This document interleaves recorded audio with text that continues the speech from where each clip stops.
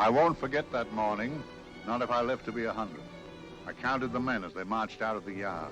They'd hardly slept for weeks. We of the CID had slept even less, but the nightmare that kept us awake was all the same nightmare. That's why we weren't surprised when the commissioner asked us up to the conference room for a bit of a talk. He'd talked to us plenty, we knew that.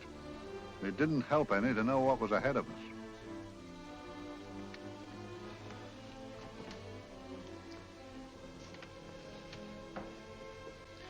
Must we have that window open, Gregson? Oh, shut it if you want to. Chief will be in enough of a temper without having a ruddy blast down the back of his neck.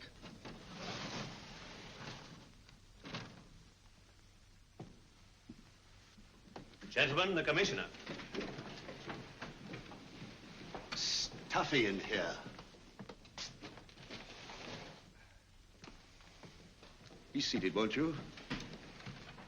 Gentlemen, if you wish to know what able men you are, read any of the works of popular fiction that glamorize your achievements, but don't, I beg of you, read the daily papers. They might give you an inferiority complex. I hate to mention it, but we're confronted with a series of the most atrocious murders since Jack the Ripper. And in the meantime, the CID might as well be playing at shove halfpenny for all the good we've accomplished. Now look. Here, here, and here. Each of these red flags scattered through the city stands for a woman brutally murdered, a woman's terror, a woman's death agony. These are no ordinary crimes. These are the works of a fiend who kills first and mutilates afterwards. A ghoul who hacks off a part of his victim's body and carries it away with him, a loathsome souvenir of his butchery. 3 women murdered so far, and you haven't turned in one clue. You haven't given me one lead.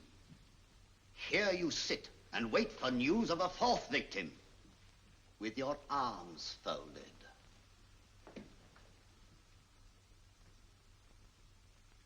Well, we hadn't long to wait. It was down Lambeth Way where a young woman was hurrying home late last night. She saw something and stopped.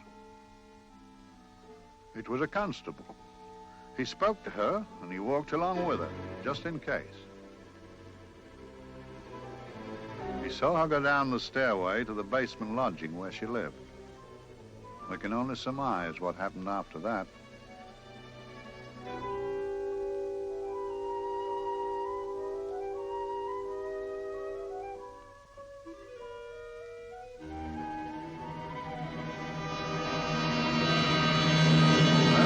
My pride in my pocket and went to see the man who'd so often helped out Inspector Lestrade and myself in the past, Mr. Sherlock Holmes.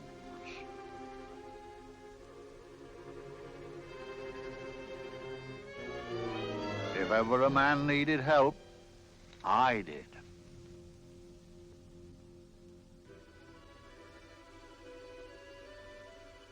This makes 4, Inspector. 4 defenseless women here in the heart of London. And everyone with the right forefinger hacked off. Not hacked, Inspector Gregson. Cleanly, expertly severed. The work of a skilled surgeon. That's our only clue. Much about the age of my sister's girl. Is there no way of stopping this, Mr. Holmes? Yes.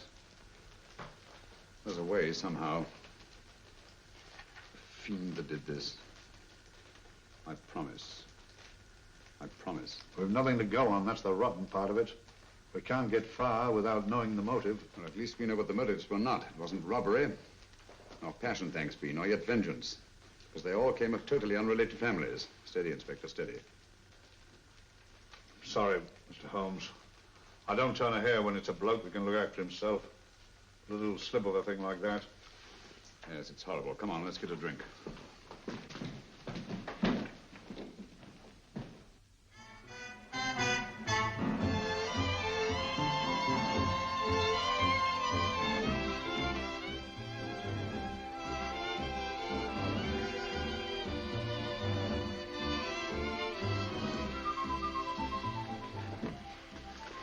Good evening, Mr. Holmes. Evening, Vincent. Whiskey and soda, please, and a double for my friend here, Inspector Gregson. Very good, sir. Make mine Irish. Decent of you to give me a hand with this thing, Mr. Holmes. Always a pleasure to be of help to Scotland Yard, Inspector. Little out of my line, looking for a maniac who murders just for the fun of it. Or perhaps just to get a human finger. In all 4 cases, the murderer risked capture by stopping to secure a finger. Wonder what for? Who knows? He's just a madman. Perhaps there's method in his madness. If we could just trace those missing fingers. If we could just drain the English Channel, we might find a penny. Huh? Oh, thank you. You may keep those, Mr. Holmes. Thank you.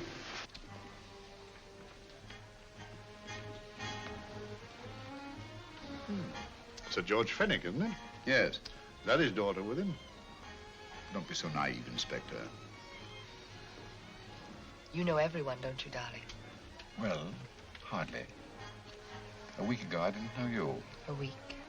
How fast it's gone.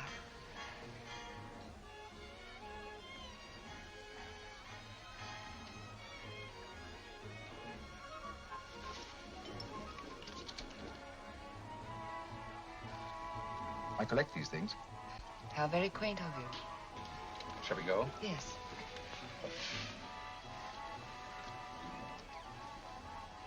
What are you looking at, Mr. Holmes?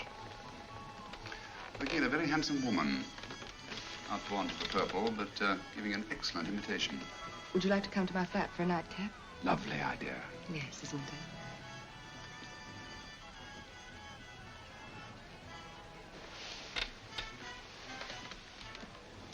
Wonder where she's taking Sir George Fenwick. Don't be so naive, Mr. Holmes.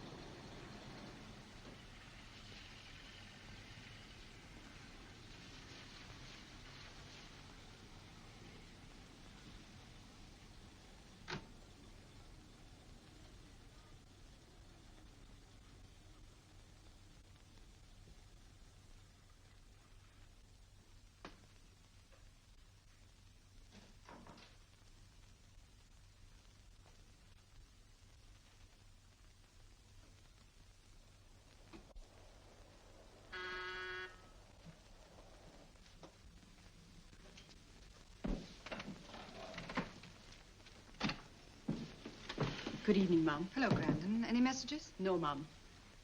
Thank you. Drinks, Grandon. One of your nice surprises. Yes, Mum. I say, you don't mean that, Grandon's a marvel, aren't you, Grandon? Yes, Mum. You wouldn't believe the things she can do. Ah, charming place. Delightful. Really? Do you think so? I'm so glad. Do sit down. Do you mind? Do I mind? What a question. I don't mind anything, really. Except not being with you. Now, you really don't want me to believe that, do you? Not too seriously. Good. We're both quite grown up, aren't we? Quite.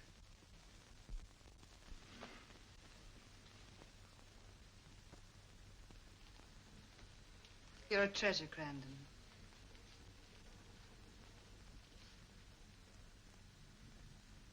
And lower the lights a little as you leave.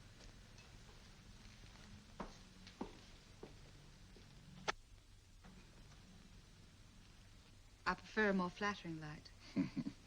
In any light, you'd be... Would I? And don't you know it? Perhaps I do.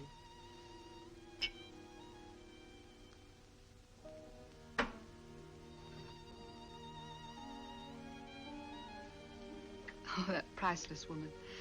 You wouldn't believe it, but she's absurdly romantic.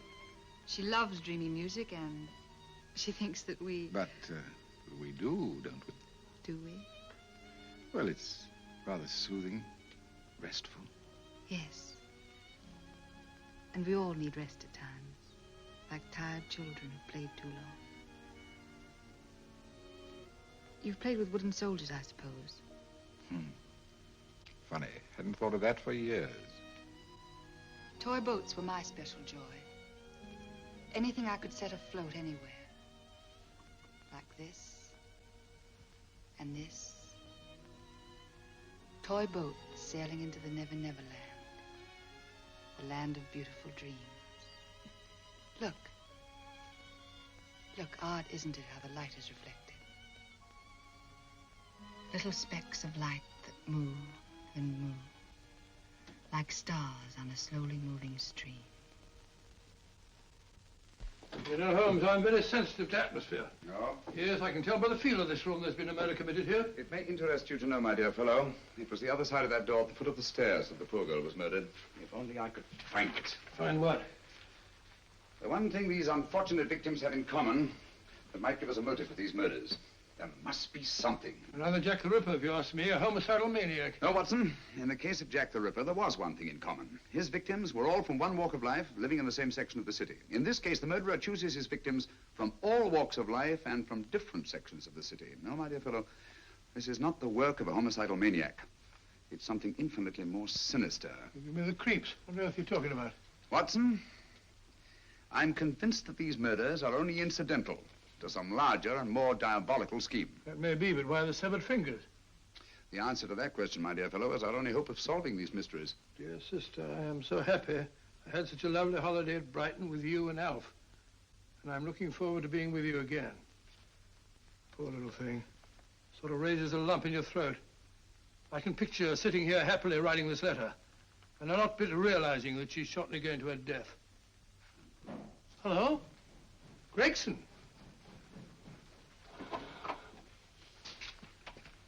Oh, there you are, Mr. Holmes. I've been looking for you everywhere. What's happened? Murder in Edgware Road, not half an hour ago. Woman? Yes.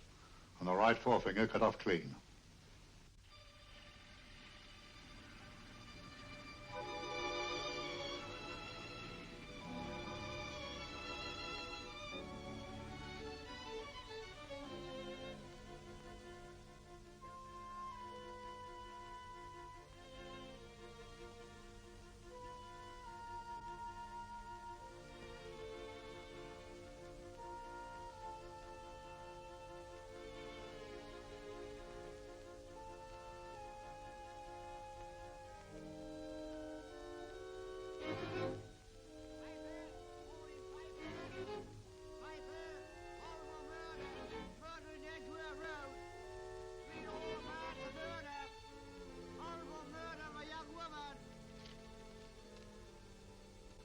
Piper! Horrible murder, Piper! All about the murder! Morning, Piper! All about the murder! Piper! Horrible murder! Another young woman found murdered, Piper, sir! Horrible murder, Piper! Piper! Read all about it! Get your Piper! Murder in Edgware Road! Horrible finger murder. Shocking murder. Murder in Edgware Road. Horrible murder of a young woman. Read all about the murder.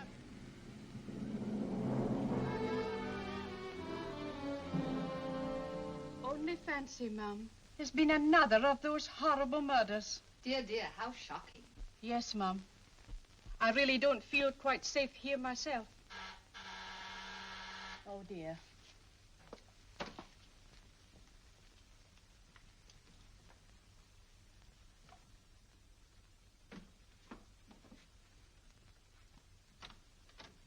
Why, Sir George! I must see Miss Marlowe at once. I don't know if she... I must see her. Where is she? Lydia. Why, Sir George, what is it? What happened? I don't know. You'll have to help me. You've got to help me. But I don't understand. Listen, I woke up a few minutes ago in a cheap boarding house off Edgware Road. I don't know how I came there. I don't know when. The last thing I remember is being here with you. Calm yourself, Sir George. When did I leave here? Well, it was about, It was 10:45, Mum. Precisely. You seemed, forgive me, just a little distressed. Detached, not interested. I thought I'd said something to offend you. I don't remember.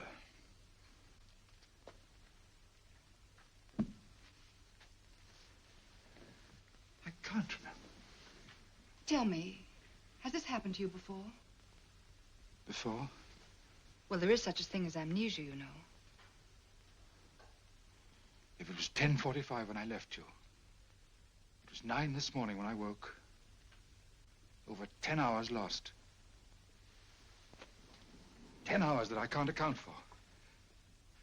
And in my pocket when I woke, I found... Yeah, in my pocket.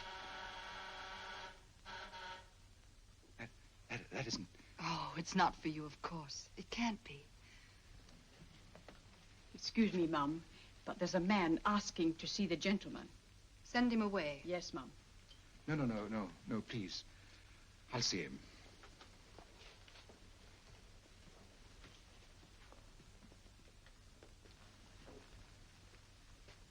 Well?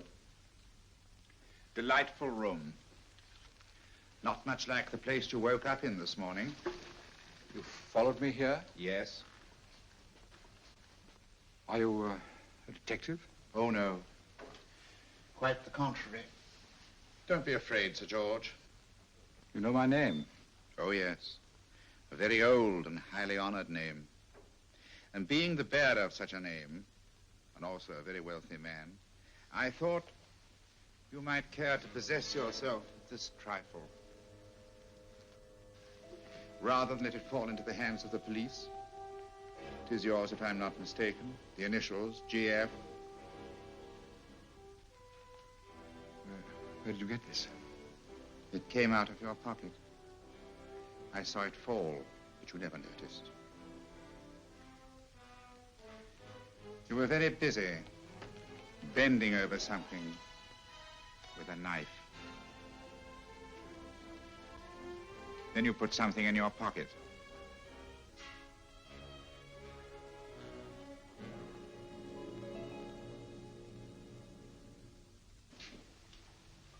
Come along, Holmes, come along, come along. How many more times must I tell you? You're missing a treat. This is delicious. Little jam tarts to follow. Aren't you tempted? You and your fresh pots. They tell me that fish is good for the brains. Brains, I haven't any. You realize that a whole day and a night have gone by since that bestial affair in Edgware Road? I'm as much in the dark as ever.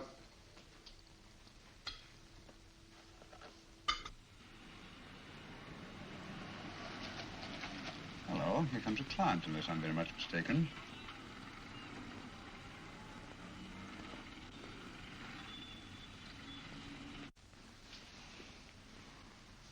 Hello, attractive. Very attractive.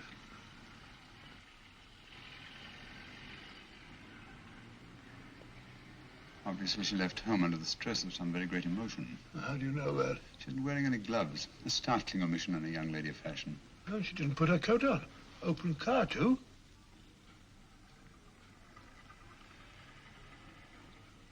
Furthermore, there's something in that bag she wants to show me. What makes you say that? The bag doesn't match her dress, indicating it was picked for size rather than style, to accommodate some bulky object. You amaze me, Holmes. What I mention, my dear fellow.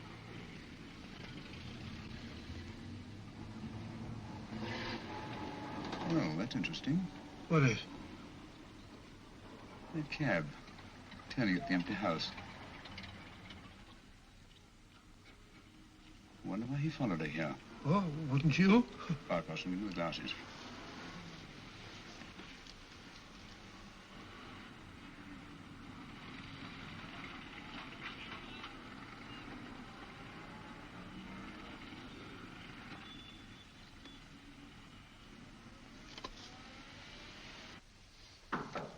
Well, we shall soon know. Yes, Mrs. Hudson? It's a young lady, sir. Most urgent. Ask her to come in. Go right in, miss. Mr. Holmes? Yes, this is my friend, Dr. Watson. How do you do? How do you do? Mr. Holmes, you must excuse me, please. Yes, well, won't you sit down? Come along. May I? It's quite all right. Thank you.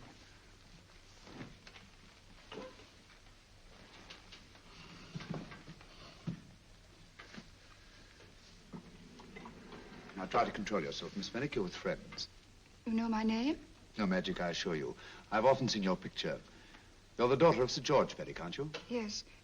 It's about my father that I... What about your father, Miss Fenwick? Oh, I don't know what to do. He's always been the nicest, dearest person. Only since Mother died. Yes, we do. We know.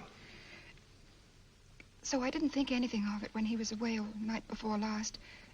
But he didn't come home until yesterday at tea time. Didn't come in for dinner at all. Just paced up and down in the library hour after hour. I begged him to let me in, but he wouldn't. Steady, steady. Now take your time. I couldn't sleep a wink last night. Then I started hearing things. Hearing things? What sort of things? I heard someone in the garden underneath my window. Then I saw a figure moving down the garden path. And I recognized my father. Stealing through his own garden like a thief.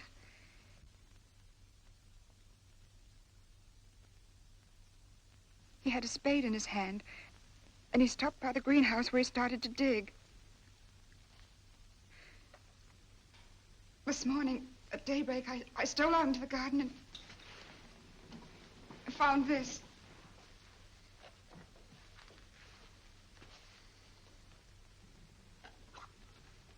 A finger.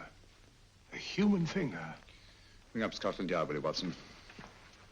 Ask them to get hold of Inspector Gregson and tell him to meet us at once at George Fenwick's house, Kingston. Operator, get me Scotland Yard quick. Where's my father, Norris? He's still in the library, miss. Thank you. We'll see him right away. Will you come with me, please? Thank you. I got your message, Mr. Holmes. Yes, indeed. Dad, may I come in? Dad. It's funny. He doesn't answer. You mind? Please do. Thank you.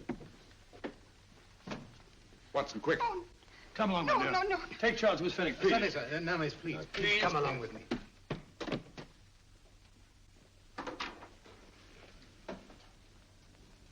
Dead? Yes.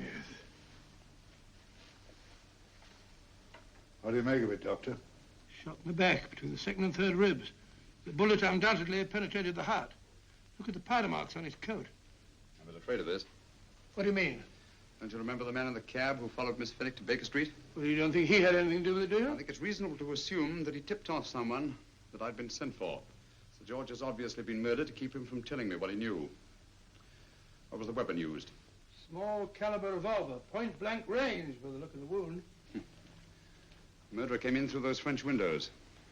The mud from the garden he brought in on his boots. Sir George must have surprised the intruder. Passed the room to him here. What follows we can't tell. But from the location of the wound, I'd say that he turned his back for a moment, and as he turned, the muzzle of the revolver was placed between his ribs and one muffled shot fired.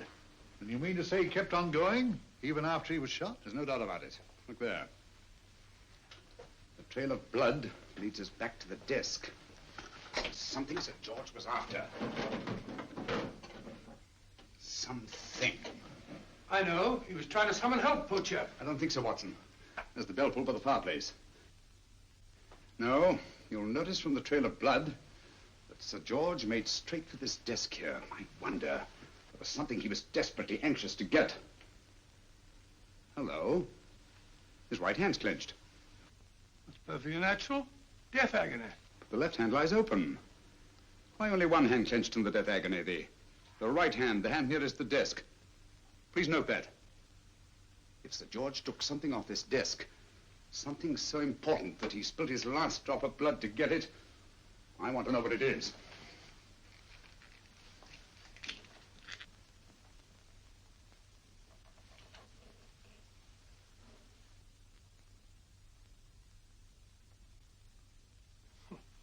Nothing but an ordinary match folder. Where does that lead us? I imagine to something very important, Gregson. This match folder's from Pembroke House. Why shouldn't it be? He was there, you know. We saw him yesterday. Yes, but the effort he made after he was shot to get hold of this match folder.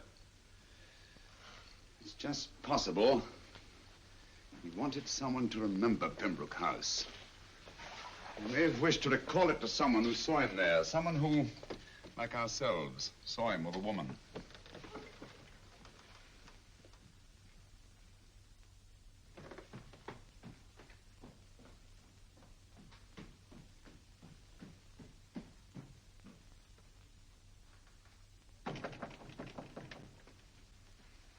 Come in. Oh, Dr. Watson, this came by hand for Mr. Holmes not 10 minutes ago. Thank you, Mrs. Hudson. That would be the report from Sir George's bank. Report from Sir George. Oh, really? Don't you remember his daughter told us that he'd just closed his account? Had it looked into at once.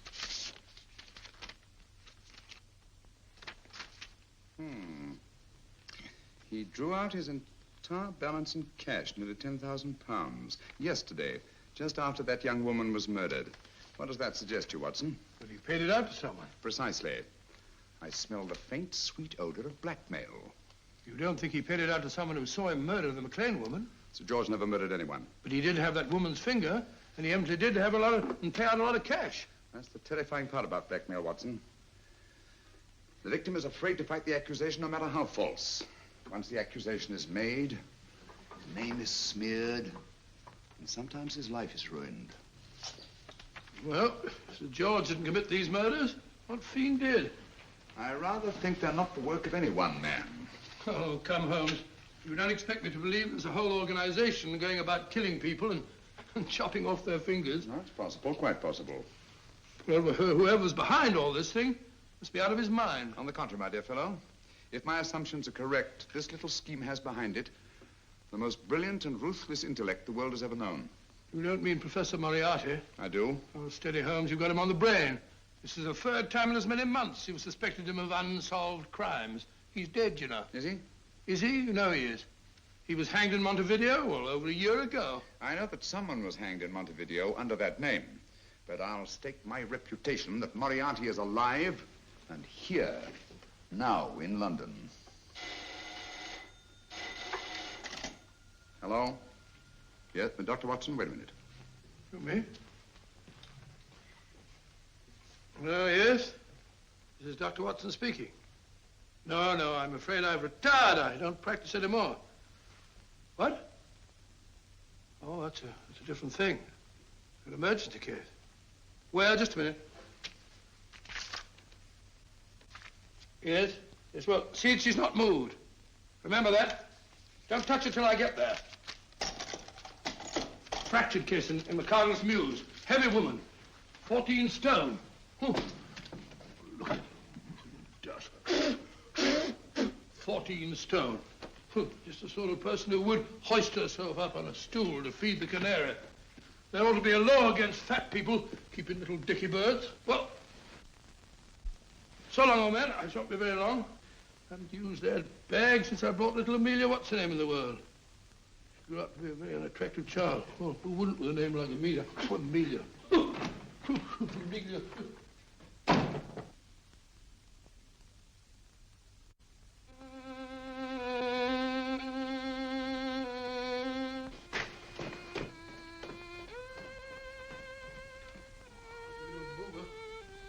People so stupid about accidents.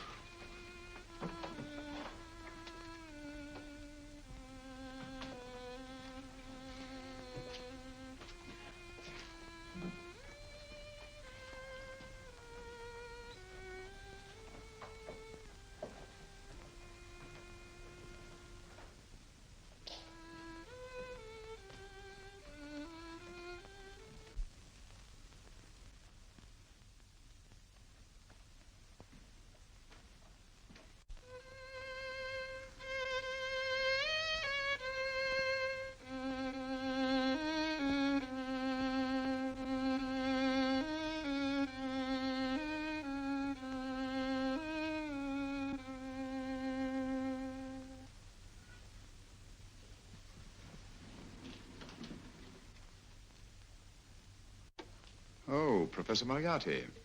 Not that I wish to appear inquisitive, but to what am I indebted for the pleasure of this visit? Scotland Yard will be interested. It's very convenient for me to have Scotland Yard think that I'm still dead in Montevideo. I never dreamed of fooling you. Thank you. The thought occurs to me, Mr. Holmes, that there are some advantages in living within the law. You are very comfortably fixed here, aren't you? As I get on in life, the little comforts appeal to me more and more. Oh, I beg your pardon. Won't you sit down? Thank you.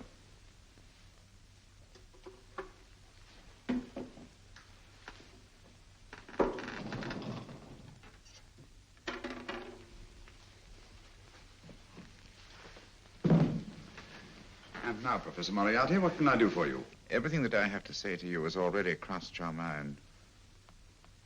And my answer has no doubt crossed yours. That's final? What do you think? I shall not rest until you are hanged for the finger murders. You've no proof, you know. No, not a shred. But I have you. I could turn you over to the police here and now. You could. But if you did, you'd never see Dr. Watson again. Oh, the telephone call. Quite. I rather assumed you had taken some such precaution. Or I should have snatched up a revolver and indulged in a fit of heroics when you came in. Very smart, aren't you? Not smart enough. Or I should have anticipated you. But if any harm comes to Dr. Watson, I shall seek you out. I shall not rest until I find you, and when I do... No harm will come to Dr. Watson this time. But I can't answer for the future. Mr. Holmes, I should strongly advise you to drop this case. Don't be silly. Think it over. We've had many encounters in the past. You hope to place me on the gallows. I tell you, I shall never stand up on the gallows. But if you are instrumental in any way in bringing about my destruction, you will not be alive to enjoy your satisfaction. And we shall walk together through the gates of eternity, hand in hand. What a charming picture that would make. Yes, wouldn't it? You know, I really think it might be worth it.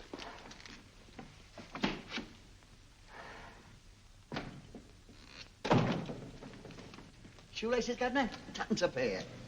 And strong enough to hang yourself. How many more times must I tell you I don't want your filthy shoelaces or your company? Shoelaces, Governor? Blasted impertinence. Run along, my good man, or I'll give you in charge. Shoelaces, Governor? Shoelaces, Governor? Help a poor bloke. What's only got one arm? Any luck with Mr. Holmes? You can read his obituary in tomorrow's papers.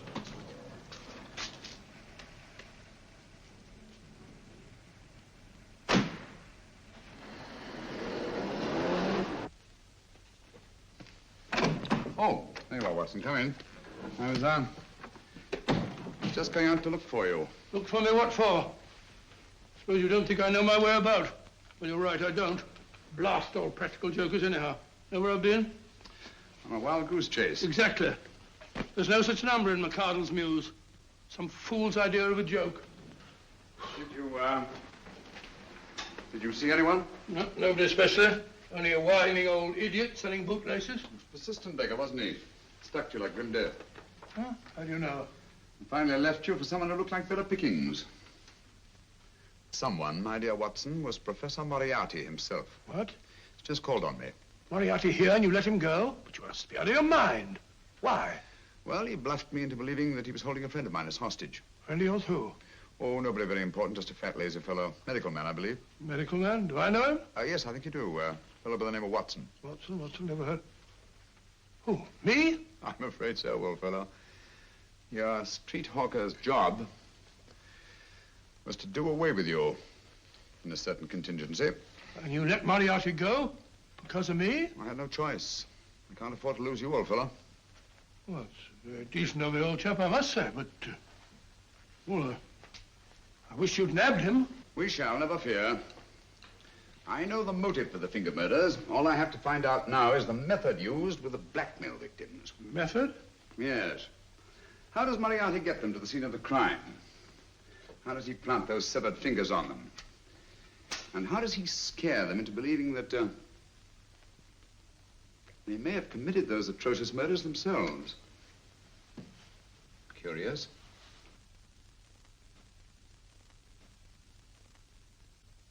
Very curious. Huh? Curious? What's curious? That window in the empty house across the street. First floor front. Oh? What's wrong with it? It's open. Well, shouldn't it be open? Well, it wasn't open half an hour ago. I'll stake my life on that. Well, that's not our business. Let it stay open. I wonder if you'd go over, old fellow, and see what's the matter. Oh, trespassing. Against the law. Very well, I'll go myself. Oh, well, if you're going to put it like that, ridiculous waste of time. Going about shutting windows at this hour of the night. Here, you better take this torch. Well, take what? Dignified job for a doctor. Dr. Watson, the torchbearer. And what do you propose to do? Sit in a comfortable chair, I suppose, and read a good book? That's a very good idea. Yes, very good idea. While I play night watchman, you have a nice read. Mm-hmm. Good night. Have a good time. Have a good time. What do you mean, have a good...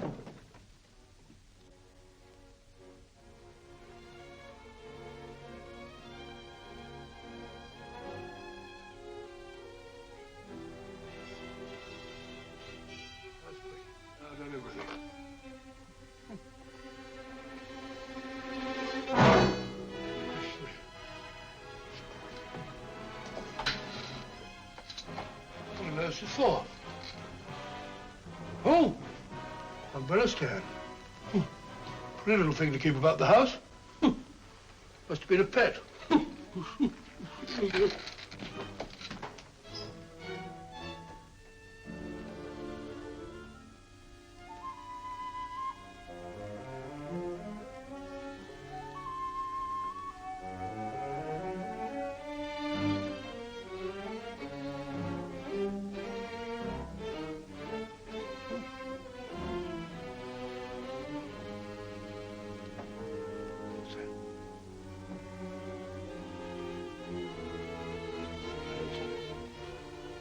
Rat robber.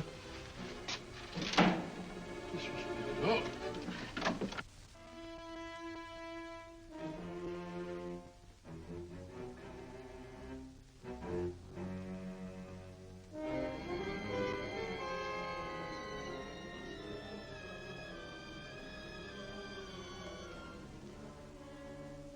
Well, he sits comfortably reading a book.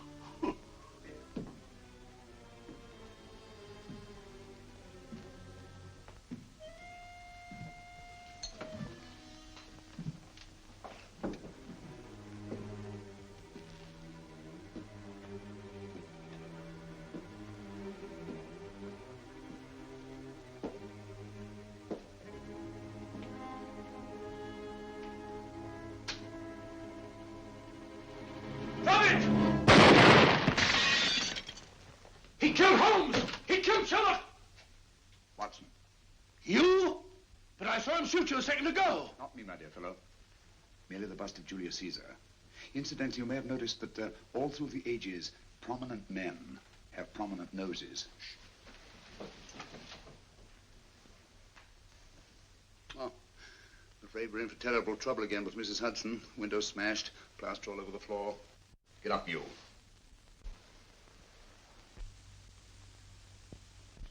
Corporal Williams, Middlesex Regiment. Discharged from the army as physically unfit. Papers seem in order.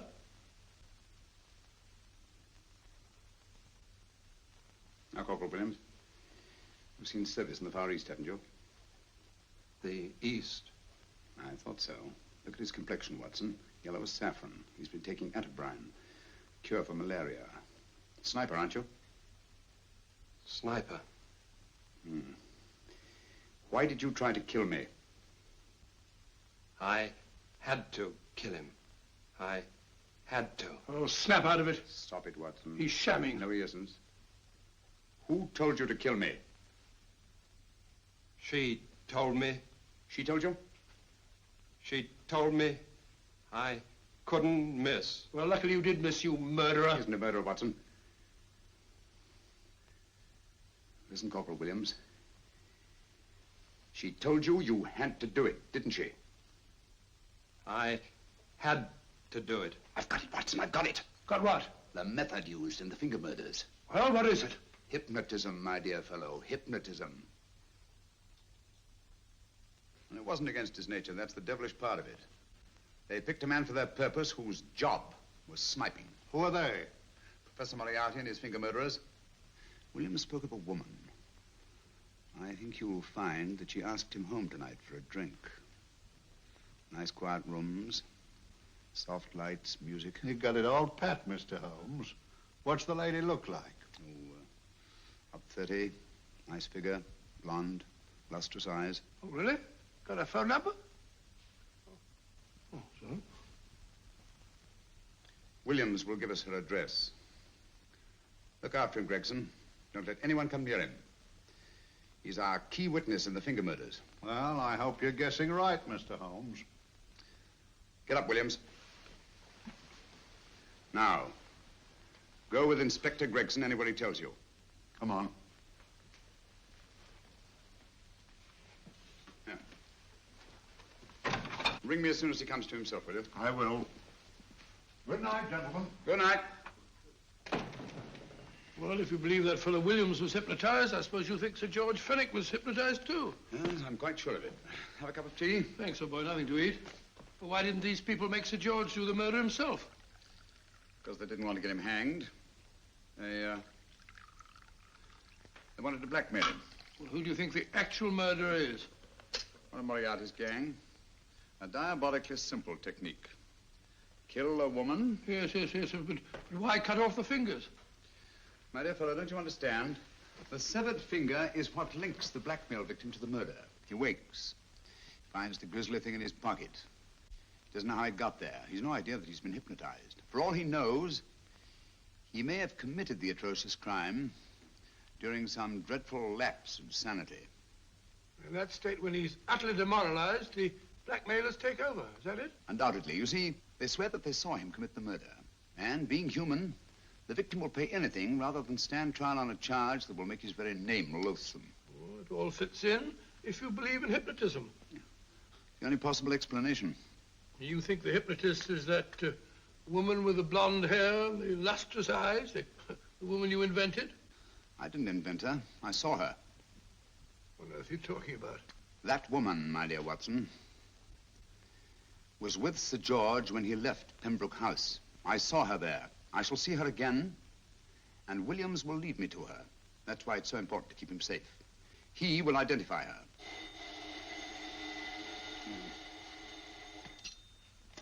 Hello? Yes? Inspector Gregson? What?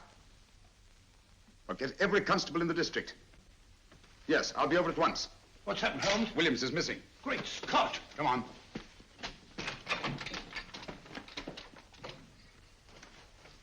Lorry crashed into Gregson's car. During the confusion, Williams disappeared. Escaped, eh? No, kidnapped. To keep him from talking when he came to. You don't think that Moriarty... Moriarty? Anything is possible.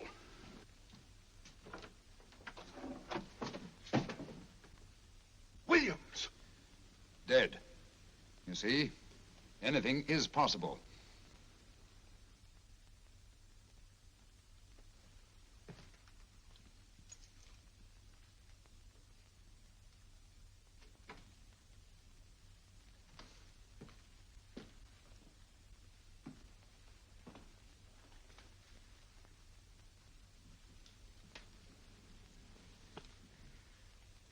Oh, good morning, Professor Moriarty. You startled me. I'm dressing another dolly, a dear little nurse. Is there anything wrong with your finger? Just a splinter. Nasty thing, splinters. Most trying. One can't be too careful, but I'll get it out for you.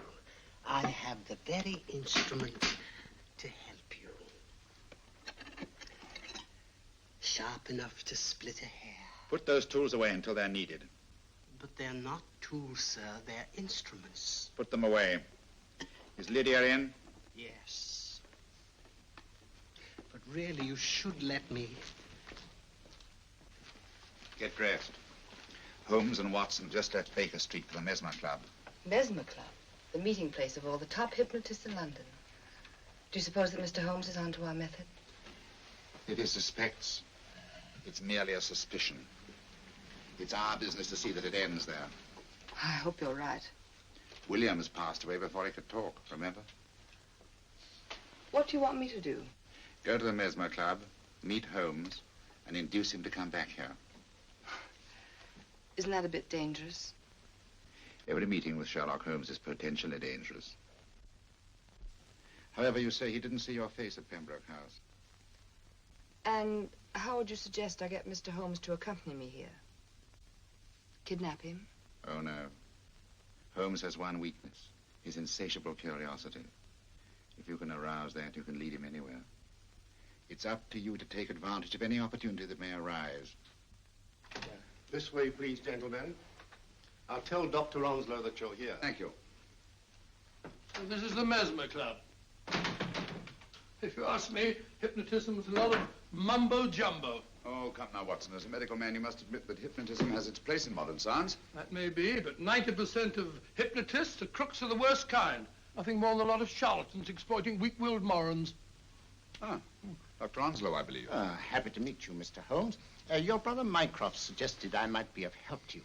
He's a valued member of our little group of charlatans and crooks. Oh, beg your pardon, sir. I didn't know you were listening. Behind the curtain. My friend, Dr. Watson. Oh, delighted. How do you do? I wonder now. You see, we're in the midst of a little experimental session at this very moment. If you'd care to join us. Oh, certainly, certainly. That'd be very instructive. Oh, well, will you follow me? Thank you. Why should I know somebody behind the blasted curtain? In treating his patients. But today, the therapeutic value of hypnotism, as we now call it, is conceded by innumerable physicians. Especially is it of value in surgical cases where the administration of local or of general anesthetic is inadvisable. Inadvisable poppycock. Oh, sorry. For the sake of latecomers, I may say that I have placed this subject under profound hypnosis. In this condition, he can feel no pain, even under applications which normally would be excruciating. Excruciating? You excuse me, please. Carter, you are having a peaceful sleep. You feel nothing. Your arms and your hands are without sensation. Mowbray, the long needle.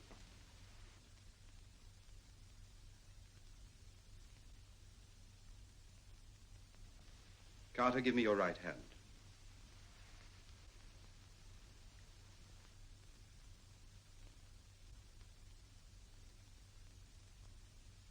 As you observe, the needle has been thrust completely through the subject's hand. No feeling, no pain. This lack of feeling is the one infallible test of profound hypnosis. Nonsense. Fellow's full of drugs. Oh, isn't he? Definitely not, Doctor. Wake up, Carter, wake up. You feel well and rested, remember. No pain anywhere. Wake up, wake up. I say, when are you going to begin? All through, Carter. Stand up. This way, sir. And, are these all the people that come here? Oh, no. Others keep dropping in all the time. I suppose it's all right for those who believe in it, but of course, I'm a professional man myself. Then you don't believe in hypnotism, Dr. Watson? Oh, I don't deny that there are certain types of hysterical, feeble-minded people who go under if you point your finger at them. But anyone with an ounce of character... How right you are. You see right through our little artifices, don't you, Doctor? Right through, my dear sir. Right through. Right so. But with the feeble-minded, as you say... excuse us, Mr. Holmes. Certainly. Step over here, won't you? Certainly, sir. Anything to oblige. Let me show you how easily we charlatans take advantage of them. Now, sit down, Doctor. Now, we set a thing like this in motion. It's wonderful, the attraction on the feeble-minded, of course. The continuous motion, if they just let themselves follow it. Of course, you could stare at it till doomsday, Dr. Watson, with no effect at all.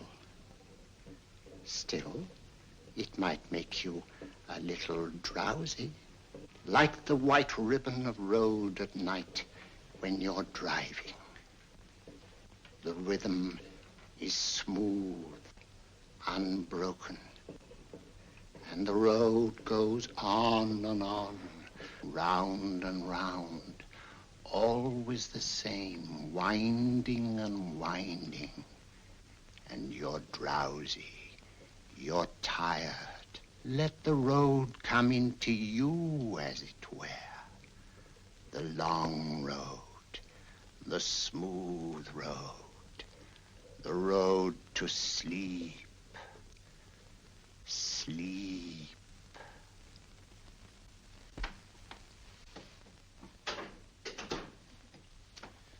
Open your eyes. Stand up. Turn around. And now, Dr. Watson, you're on a holiday in Scotland.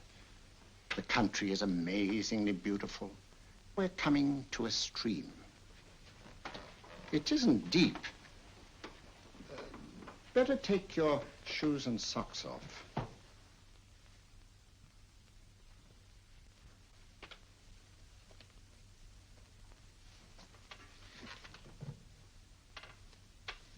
Roll up your trouser.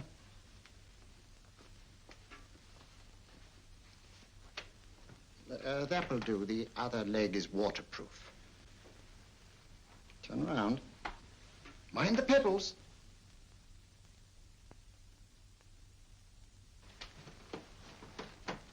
Sit down.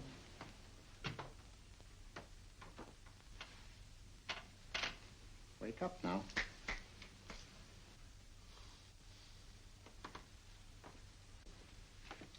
There, I see. What I tell you, it didn't work with me. Why, nobody with an ounce of character.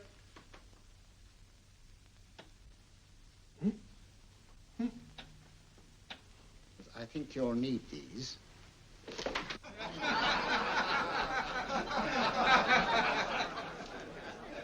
Nothing to laugh at. Watson, she's here.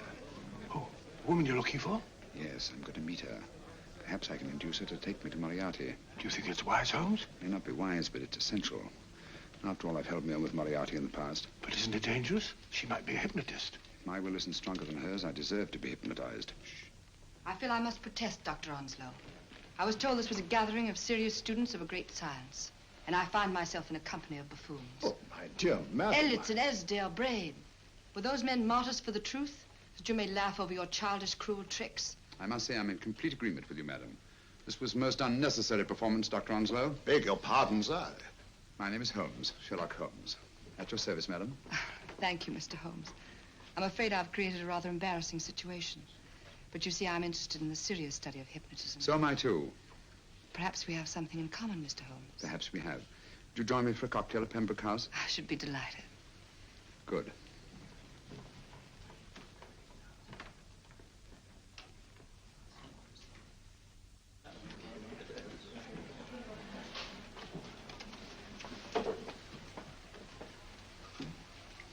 Thank you. I didn't know there was such a pleasant place in London. It was so nice of you to suggest our coming here. I thought a little pick-me-up would do us good. You mean you thought I looked... I like the way you look. Thank you. I suppose I did lose my head a little at the Mesmer Club. But you see, hypnotism is almost a religion with me. I know so well what it can do to help and heal. And I can't bear to see it used for trivial purposes. I know very little about it. That's why I went to the Mesmer Club. You see, I'm rather puzzled just now with the case that I'm working on. How fascinating. Tell me about it. It's the murder of Sir George Fenwick. Fenwick? Who's he? Quite a well-known figure. Odd now I come to think of it. The last time I saw Sir George was here at Pembroke House. Strange. Yes, isn't it? He was sitting, I believe he was sitting at this very table. Cigarette? Thanks. Do go on. There was a charming lady with him.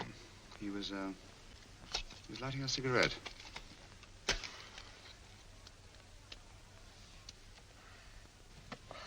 Charming. Did you see her face? No worse like. Merely her back. How unenterprising of you. Yes, wasn't it? Afraid I'm getting a little older. I shouldn't say so. That's nice of you. Still, the first time in my life, I've got hold of a case that's beyond me. I'm actually losing sleep over it. You know, Mr. Holmes, I believe I could help you. Really? I should be very grateful. You're amused. Oh, merely skeptical. How would you go about it? I've used hypnotism more than once in healing. Not for profit. I'm not a professional. But I do think I could help you. If you'd care to... I can't think of a pleasanter experience.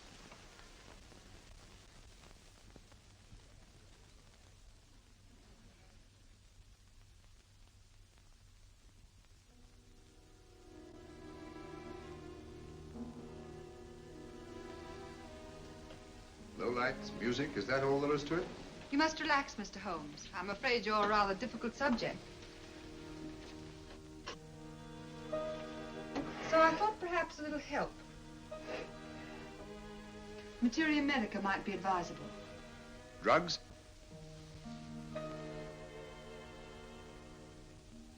No, I'd rather not, if you don't mind. As a matter of fact, I'd rather not myself. But Schrenk-Notzing, he practiced in Munich, you know. Believed it the best means for difficult subjects. Do you mind? Well, as a matter of fact, I don't approve of sedatives. Just as you wish. We don't have to go on with this at all, you know. Wait a minute. Wait a minute. All right. I'll take a chance. It's really quite harmless. What is it?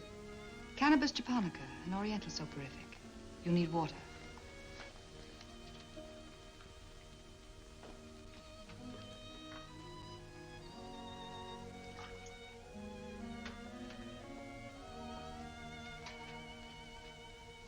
Thank you. Now sit down, Mr.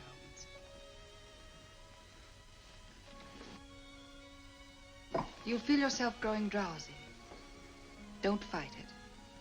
Give in to it. Because you do want to sleep, you know. Just fix your eyes on this one white flower floating on the water. Empty your mind of every other thought. Follow the motion of the water. So smooth, not a ripple. Waters of forgetfulness. Steady, deep, strong. Strange, isn't it? How the light is reflected. Little specks of light that move and move.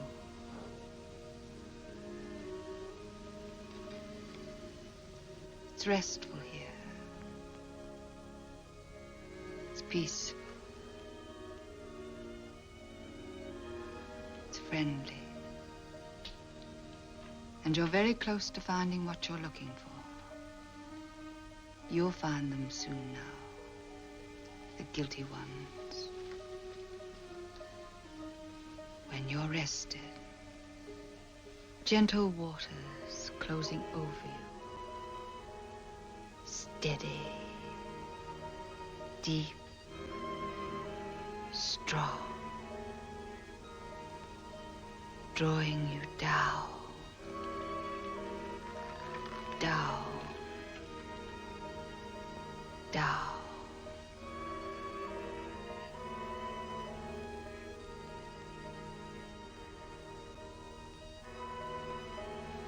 Sleep. Sleep. Sleep.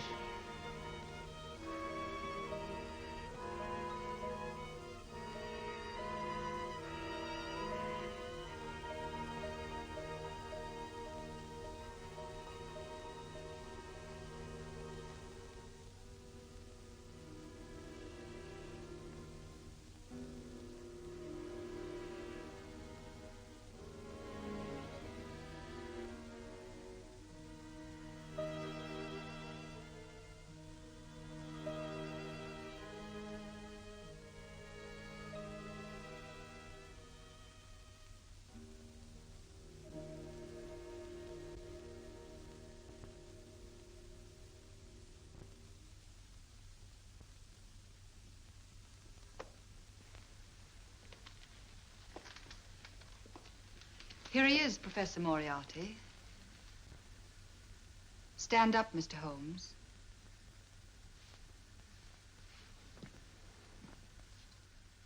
Open your eyes.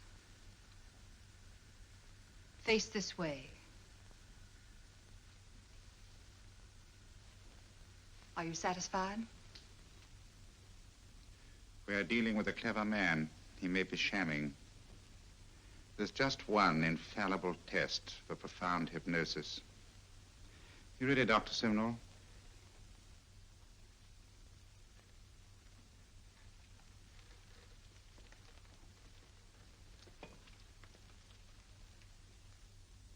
That will do, Doctor. He couldn't fake insensibility to the knife. I congratulate you, Lydia. Turn round, Mr. Holmes. Now walk to the desk.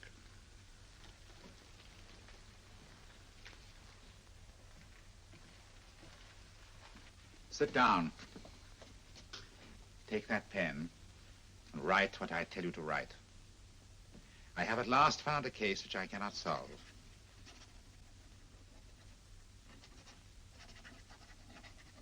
I have outlived my usefulness. Therefore, I have decided to end my life.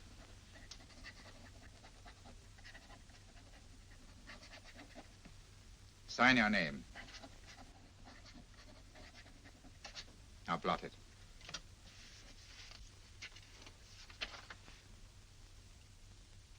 Fold it up and put it in your pocket. Come, Mr. Sherlock Holmes. Go out onto the terrace. But it won't look like suicide, sir. I'm sorry, but Mr. Holmes' injuries must all be self-inflicted. Let's walk a little, Mr. Holmes. It's so pleasant here in the garden. Just step up here onto the terrace. It's a nice, broad terrace.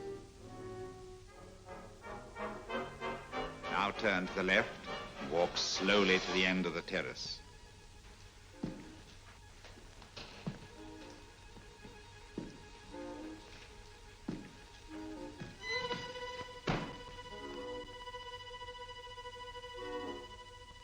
Don't stop. You must walk to the end, you know.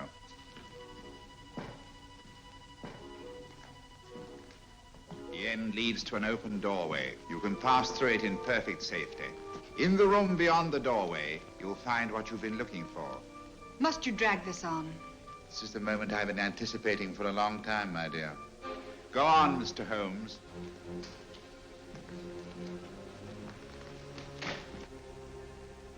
Through the open doorway, you will find the man responsible for the finger murders and the death of Sir George Fenning. Professor Moriarty. Holmes! Stand still. What a beautiful view, Watson. I'm quite enjoying it. No, you're not. You're hypnotized. You're under a spell. Stand still. Don't move. Steady, Holmes. Steady does it. Stand perfectly still where you are. Nonsense, Watson. You don't know what you're doing. Of course I know what I'm doing. You mean you're not hypnotized? Certainly not. Then get off the wall, you idiot. Oh, look out! Holmes! Oh, Dear fellow. What were you doing up there? Holding the fort until you arrived. What kept you? Well, I ran into a spot of trouble on my way to Scotland Yard. I was arrested for exceeding the speed limit. Your luck seems to hold, Mr. Holmes. I'd hardly call it luck, Professor. You see, I substituted a drug of my own for the one that this dear lady pressed on me. You are clever, aren't you? A drug that, although it leaves the subject conscious, renders him quite insensitive to pain. That accounted for my lack of reaction to Dr. Simnel's knife. Well, Gregson, quite an impressive haul. Even Inspector Lestrade himself couldn't have done any better. Thanks, Mr. Holmes. Take him away. All right, put her in the van. I was right, Mr. Holmes. You are a difficult subject. Thank you.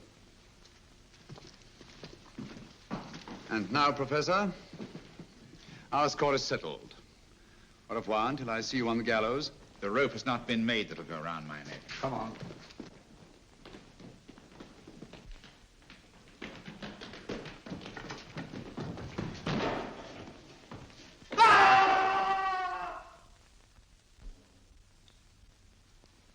take care of things, Mr. Holmes. Thank you, Inspector. Come on. An evil man, Holmes, but what a horrible death. Better than he deserved. What are you thinking of? I'm thinking of all the women who can come and go in safety in the streets of London tonight. Stars keep watch in the heavens. And in our own little way, we too, old friend, are privileged to watch over our city.